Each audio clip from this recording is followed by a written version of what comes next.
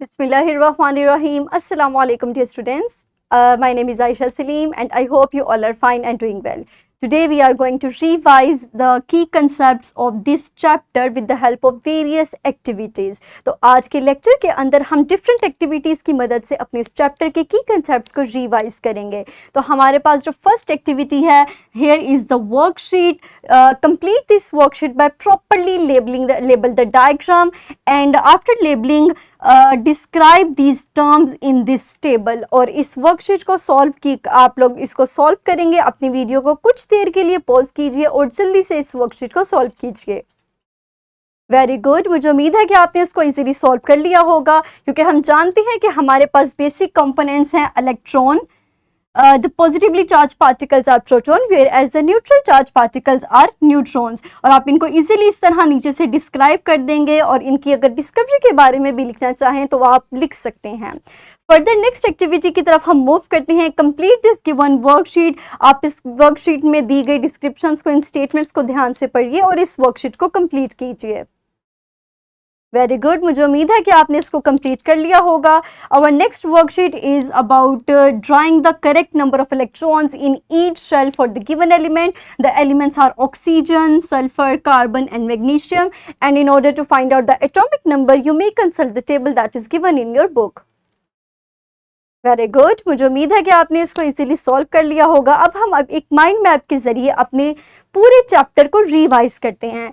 हमने इस चैप्टर के अंदर एटम के बेसिक कंसेप्ट्स के बारे में, बेसिक कंपोनेंट्स के बारे में सीखा, जो सब एटॉमिक पार्टिकल्स है, that are electron, proton and neutron.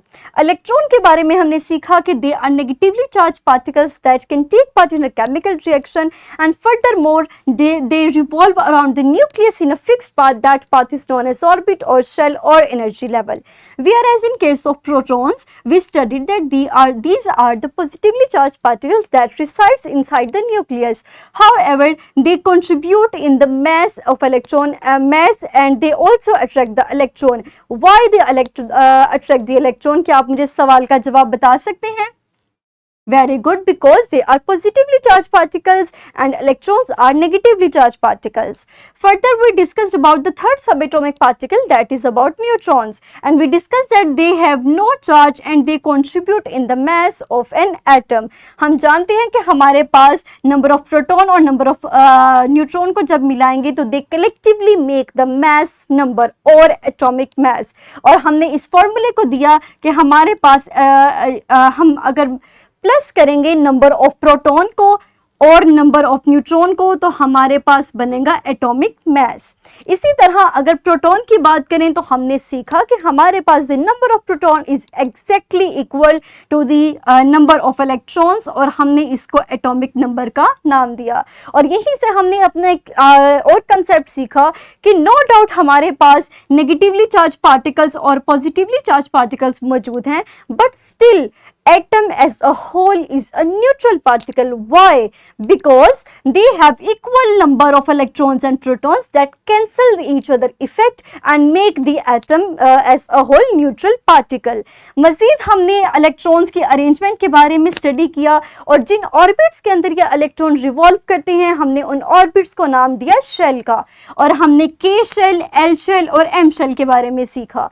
K shell के अंदर हमने कहा कि it has the capacity to accommodate 2 electrons, whereas the L shell has the capacity to accommodate 8 electrons, whereas M shell can accommodate 18 electrons. और हमने मज़ीद सीखा कि हमारे पास जिस शेल की एनर्जी कम होगी, लोएस्ट होगी, सबसे पहले इलेक्ट्रॉन की फीलिंग उसी शेल में होगी, एंड देन ग्रेजुअली हमारे पास आहिस्ता आहिस्ता एनर्जी के हिसाब से शेल की फीलिंग स्टार्ट हो जाएगी.